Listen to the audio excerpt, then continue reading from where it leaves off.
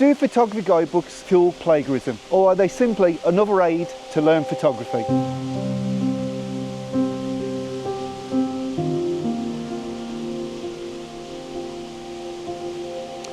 Hi guys, welcome back to another video. Now, last week I did something that I never ever do, and that is I got myself a photography guidebook to Northumberland. Now, why did I get the photography guidebook to Northumberland? Mainly because I was interested to see if there are any locations in this little book that I didn't know of. Isn't that the whole point of a guidebook, to guide you to places that you've never seen? So I thought I'd give it a try, and I have to say I was utterly disappointed. There wasn't one location in this book that I hadn't heard of or visited myself. But however, flicking through the pages, I did notice this location, which is Rootin Linn, which is right up in Northumberland, and it's actually a waterfall that I've never photographed before. I've meant to photograph it numerous times, but I've always sort of given it a miss because I wasn't expecting anything really that dramatic. But I'd flicked for the pages, it jumped out at me, and I thought, you know what, let's give it a blast. So I got in touch with David Taylor, and we've had a meet up, and here we are. The waterfall is behind me, and I'm going to take some shots. But the problem I have now is because I've seen this shot, which is a lovely shot, I have to say, half of me wants to take the same shot again, and that's just crazy. To me, it defeats the whole point of photography. I'm not going to locations to collect other people's photos, am I? I want to make my own photos. But what about if that is actually the best viewpoint and angle of this shot today? Am I going to avoid it simply because I've seen it in a guidebook? Do you see the dilemma we have with guidebook photography? And I think it's the dilemma we have with finding inspiration for photography locations in general. But what I'm going to do, before I talk about this subject anymore, I'm actually going to get my camera out the bag. I'm going to have a good walk around this relatively small location, and I'm going to try and create my own photograph. So I've decided to only bring one camera with me today, and that is of course the GFX 100 RF. So it's a small lightweight camera body, and as such what I'm going to do is I'm going to leave the tripod over there with my camera bag, and I'm actually just going to have a walk around and try and find an angle without having the tripod in position, because that way I think sometimes if you set your tripod up, there's a very big temptation to just plonk your tripod down and start working from there. What I want to do is I want to try and find the angle first of all. So I'm going to walk around with this at its widest 28mm full frame equivalent setting and see if I can find a composition that pleases me first of all. Well, it's definitely not the largest waterfall in the world, but it's very pretty. Definitely, it's lovely and green around it, and it's nice to see the start of autumn happening. Now I do quite like the rock down here, sort of leading to the waterfall behind. However, this tree is piercing straight for the frame, so that's not going to work. But I do quite like the idea of having a wider scene and something going in. But it's not from this angle. There's David happily occupying himself. How's he looking? Yeah, okay, yeah. It's probably just the right amount of water, actually. Yeah, it's nice, isn't it? Right, it's been quite hard actually finding a composition that I'm pleased with. There has been that degree of, I found the shot in the book just behind me, so obviously I avoided that one, even though it is a nice angle, so I can fully understand why the photographer took the shot from that angle. But as I say, I don't want to plagiarise this location. I want to make something of my own. So I walked around with the GFX. I didn't particularly find anything that was really doing it for me. So then I switched it into the X-Pan crop mode, 65-24, and I stumbled across this scene here. Now I'm hoping you can see this okay. It might be a bit bright, but basically what we've got the waterfall. Let's swing you around here to give you an idea. We've got the waterfall here, so imagine this in a thin X-Pan crop. We've got the waterfall on the right hand side going to these rocks over here. Now what I need to do is actually need to position myself probably over here more, roughly where David is. I might have to come around the other side, because what I want to do is I want to separate this log here and these rocks here, and the only way I'm going to do it is by actually physically bringing myself around more this way to add a bit more separation. But all in all, I do actually really like this angle, and I can definitely say it's a unique shot to me, because I haven't seen it. And I'm not saying nobody else has taken this shot, but yeah, I definitely haven't plagiarised anybody, because I actually haven't seen the shot to plagiarise it. Yeah, I'm quite pleased with this one. I better start cracking on getting this composition nailed. I have to admit, I was getting slightly concerned that I wasn't going to get a shot here, or at least a shot I like. Yeah, that's worked simply by coming round here more. I've now got more of a separation from that log and the rocks. It gives me a bit more to play with. I feel like I could probably do with being a little bit more, but then then this happens. So I think I may have to stop at that. Right, so what I've got now, I've got some nice layers. I've got the rocks on the right hand side, which is a different colour, blended into the nice darker rocks, and then to the sort of boulders on the edge, with a waterfall in the middle. It's working quite nicely actually. So, without falling off my little perch, I'm going to put a polarising filter on. And I think this is where a magnetic system comes into its own, because it's a bit of a faff having to try and get around there and screw an actual filter on when you can just go like that.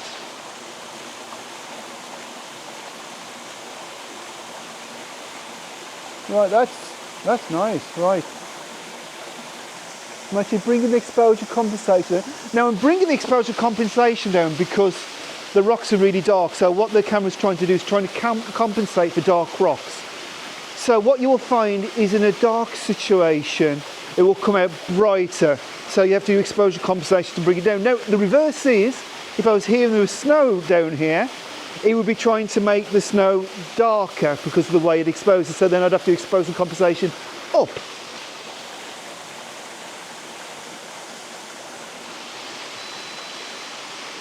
Three seconds, F8, expand crop, and here's the shot.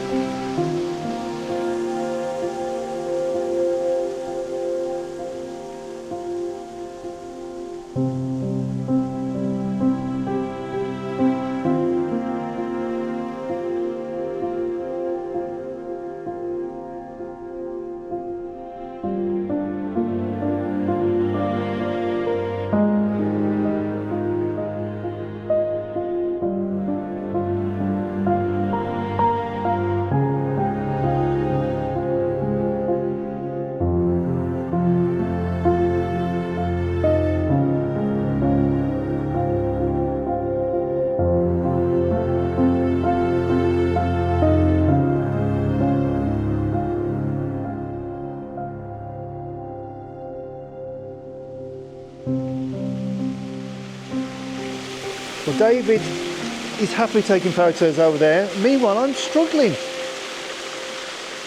with the composition. I feel like I could take one straight in, probably quite similar to what I've just taken. But it's not telling anybody about where we are. All it's telling you about is this little waterfall here, which is a nice little waterfall, but I feel like there has to be a bigger story to tell. Anyway, before I continue on my quest to tell that bigger story, I think this is probably a good point to have a conversation about finding inspiration for locations and photography and images, I suppose.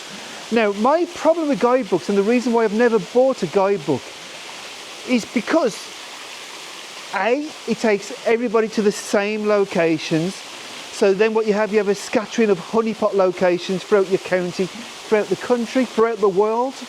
All these locations that people want to go to and photograph. And then you have these beautiful photos, beautiful compositions, which do act as a really good demonstration of the shot you can get from that location. But what you find is you then have people who want to go and totally replicate that shot. Now, I've seen it happen on private tuition more than one time. I've had one person come with exactly the same guidebook I showed you at the start, and they pointed to a picture and said, I want to take this picture. So what we did was we literally walked to the same spot where that person took that photo, did exactly the same composition and took the photo. And you know what, the photo wasn't as good because the conditions weren't as good, and also the composition was not unique in any shape or form. And I really struggle to see what is the point of doing that. Surely photography should be about how you want to express yourself, not how you want to copy somebody else. And that was pure copying. That wasn't even plagiarism. That was pure copying. We want that shot. And I've had it with somebody else who used to come on regular workshops where they used to use websites and show me a web page and they'd say, I want to take this photo. And here we go again. So if you don't buy a guidebook, you're not avoiding the problem, because now you have websites and social media. Go on a photographer's website, say, that's a nice photo, I want to go to find out where that spot is and go and take it. Now, you could be argued, at least with that, you have to try and find out where the spot is to go and take that shot. You haven't got a guidebook telling you literally which path to take to get there and what time of day to do. So you have to do a bit more research on that. And I think that's not as bad. However, it does sort of lead to, again, more direct copying stroke plagiarism. More copying, really, because you are just trying to get exactly the same shot. And then, of course, there's the other one of just going through social media and going, oh, that looks an interesting location, never been there. Watching videos, maybe. That looks an interesting location, never been there. Finding where the location is, go in there, trying to do something fresh, but end up just plagiarising it. I don't know, it doesn't fit well with me. I've always preferred personally to have a look at a map and try and find locations that look interesting on a map and then go to them, as opposed to going to a guidebook or looking up people's websites and going, I want to take that shot. But I do fully understand why people would want to buy guidebooks. It saves a lot of time, and it does unfortunately create a lot of honeypot locations. But you know, the honeypot locations normally for a good reason. So I'm guilty of photographing numerous honeypot locations, but not because they're in a guidebook, simply because I've drove past them, they've looked interesting, somebody said that's a nice spot to go to, not because of a guidebook. So, but perhaps it's all the same problem. Perhaps guidebooks aren't any worse than somebody just suggesting where you should go. But what I would say is guidebooks are fueling plagiarism for the masses. Right, so I think I've actually got my shot of the complete location that I've been looking for so desperately. I've actually ended up coming quite close to where the photographer in the guidebook took a photo of a fern on a rock. But I haven't got that fern in, so I'm happy. I'm actually to the side of it. As you can see, I'm straight down in the stream here. Keeping nice and low. I've got these lovely moss-covered rocks at the front. Got the water coming through. Waterfall in the distance with the rocks coming through. The only thing I'm not particularly happy about is there's a bit of tree that's fallen over on the left-hand side. It looks a bit scrappy to me, but I can't really do anything about that. And really my biggest issue is the sun. I need the sun to go in totally. I need it to be totally diffused light. And if that happens, I do actually think this could be a really nice shot. The greens seem to be really popping out of the scene. Now, the rocks at the front are about a metre away.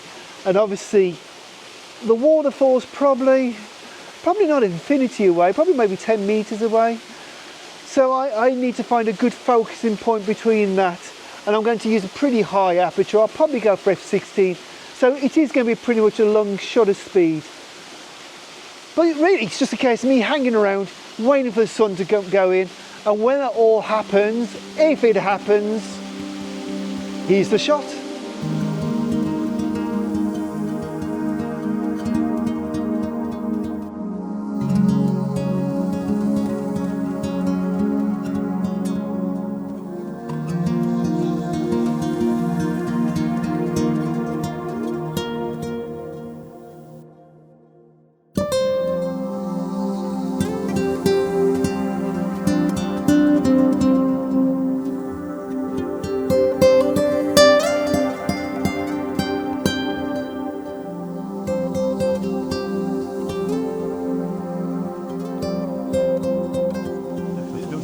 my shot on the front.